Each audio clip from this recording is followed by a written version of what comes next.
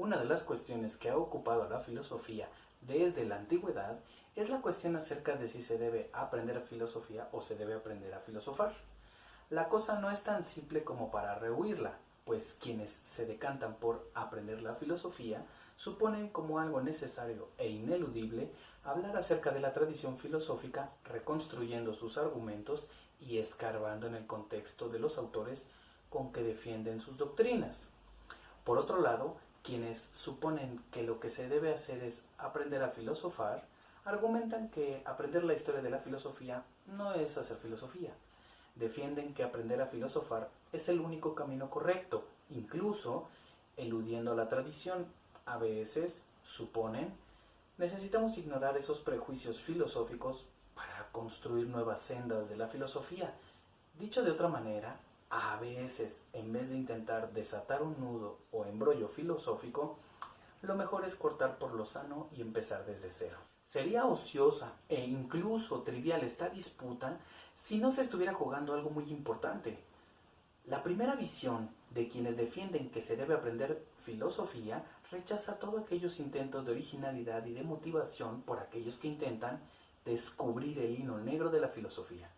Y tienen visiones como la de Whitehead, que afirmó: la filosofía occidental no es más que una serie de comentarios al pie de página de los diálogos de Platón. Sus detractores, aquellos que defienden a ultranza que se debe aprender a filosofar, indican que seguir a la tradición filosófica, incluso cualquier disciplina, lo único que haría es estancarla. La filosofía, de ese modo, ha progresado a la base de un sinnúmero de indiferencias a los predecesores.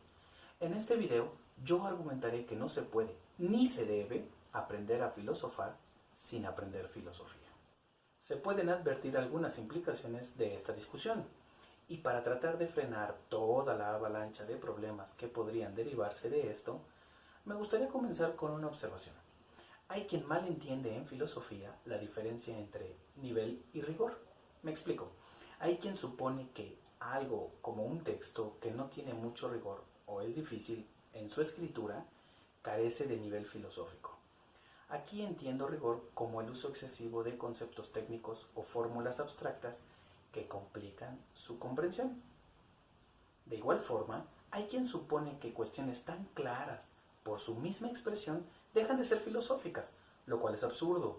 No porque una expresión filosófica no sea complicada, dejará de ser filosófica.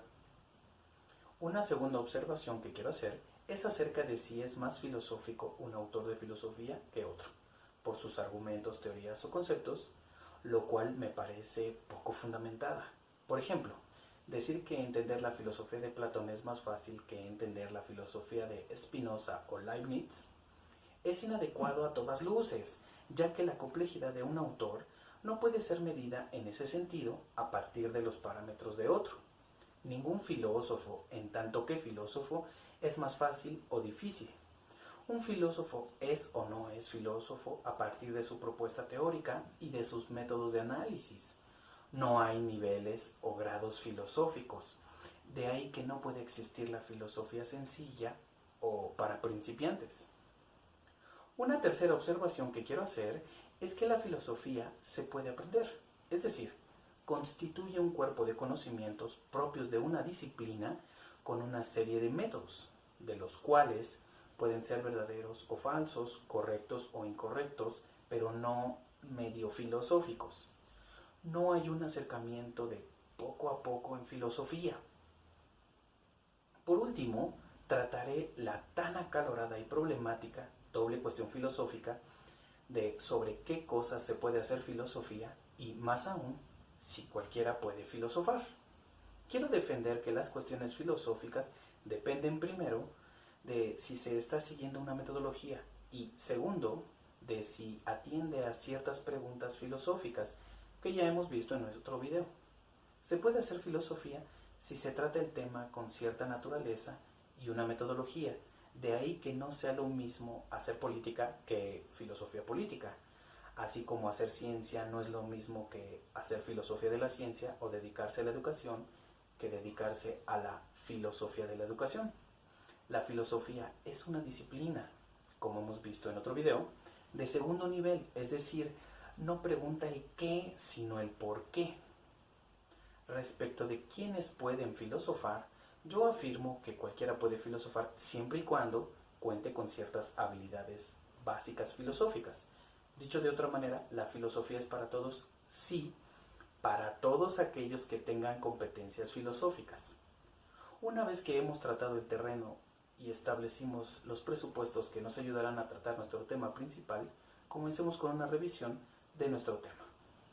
Un ejemplo interesante de la diferencia entre aprender filosofía, como aprender una teoría o cúmulo de conceptos, o aprender a filosofar, como ejercitar la razón acerca de lo que nos importa, lo podemos apreciar en el diálogo de Platón llamado Protágoras. En ese diálogo, un famoso personaje llamado Protágoras dialoga con Sócrates, entre varias cosas, acerca de lo que hace el filósofo y la filosofía. Podemos interpretar la posición que defiende Protágoras como la sabiduría académica, mientras que Sócrates defiende una sabiduría mundana. Esta discusión tiene como trasfondo el problema entre la apariencia y la realidad y cómo podemos distinguirla. Para ello, las propuestas de nuestros dialogantes tendrán un enfoque muy específico.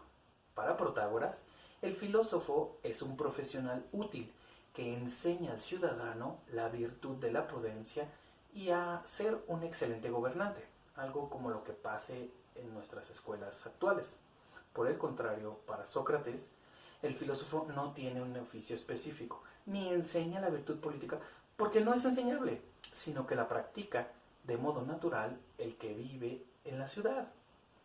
La polis o ciudad, con buena organización, tiene sus reglas y costumbres que va adoptando todo el que vive en ella.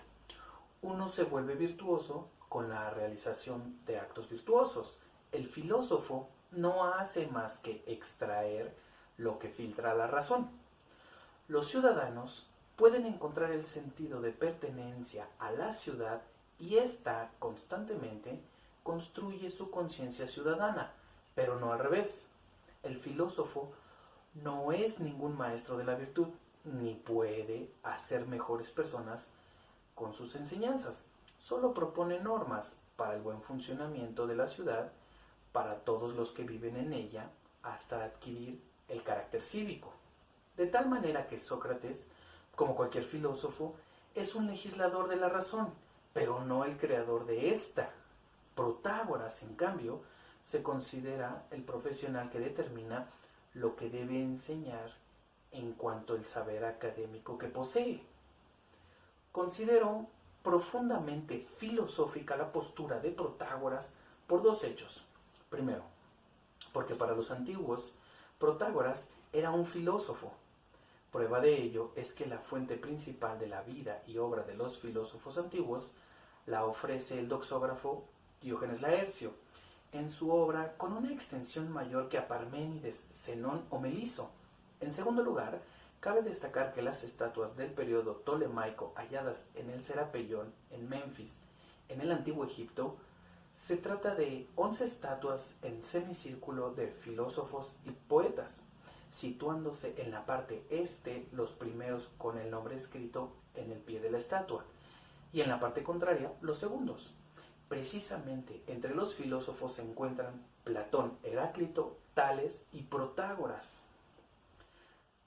Tales hechos demuestran que, por lo menos en esas fechas, Protágoras era considerado un filósofo muy importante, con toda seguridad, al nivel que Platón, Heráclito o Parménides. El más importante de todos los filósofos alemanes, debido a su implacable y contundente influencia, es Immanuel Kant. Se presume que su obra maestra es la Crítica de la Razón Pura, donde, entre muchas cuestiones, plantea si se puede aprender filosofía, entendida como un sistema, respondiendo que no, porque ni está hecho ni nadie lo posee. Sin embargo, Kant tiene una posición más interesante. La filosofía es el sistema de todo conocimiento filosófico.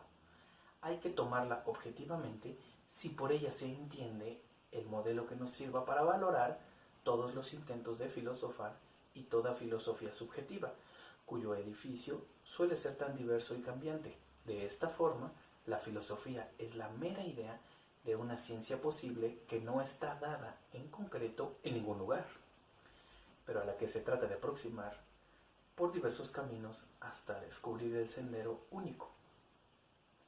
Es en este preciso lugar en que Kant hace la distinción de escuela o escolástica de filosofía y el concepto cósmico de filosofía. Pero, ¿qué quiere decir Kant con toda esta distinción? Podríamos poner como ejemplo el sistema de la filosofía de René Descartes, indicando que quien conoce su obra y los principios de su filosofía tiene un conocimiento histórico completo de dicha filosofía.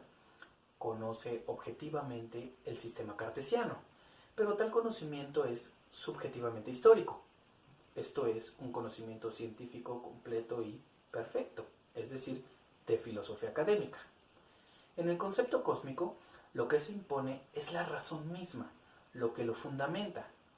Aquí la filosofía no se puede entender como un sistema histórico objetivo, conocido subjetivamente por los filósofos, sino como un proceso de desarrollo en el que todos los conocimientos quedan vinculados a los fines de la razón. Por eso, el filósofo no puede autodenominarse de ser el artista de la razón, sino solo el legislador de la misma, ya que la razón o el buen sentido está repartida por igual en todos los seres humanos.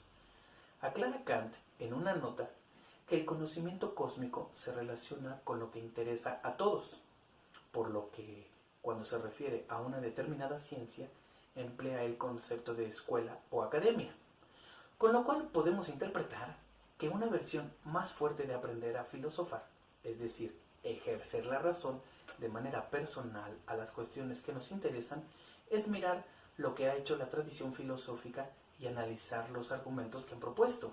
Considero importante no dejar de lado la tradición filosófica y sus argumentos, porque los argumentos establecen principios y ayudan a revisar con mayor cuidado todo aquello que queremos justificar, criticar o analizar.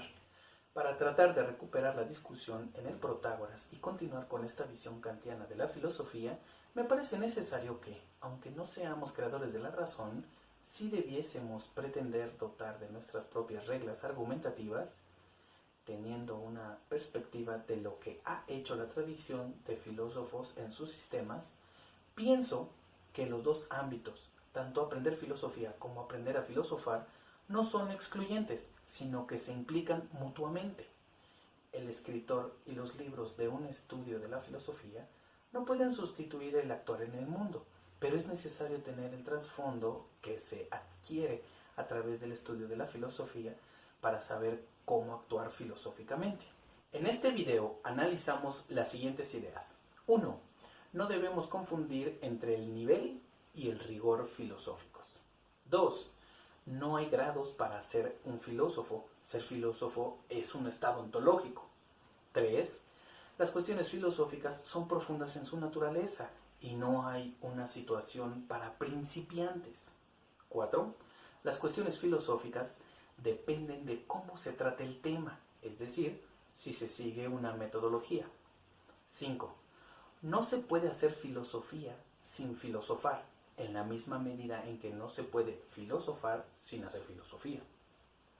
Puede resultar interesante considerar lo que este video muestra, pues en los dominios del aprendizaje de la filosofía, si encontramos un libro, un maestro o un video en YouTube que intente mostrarnos un único camino que sea aprender conceptos, teorías o métodos, resulta que no es más que una visión monolítica y estática de la realidad.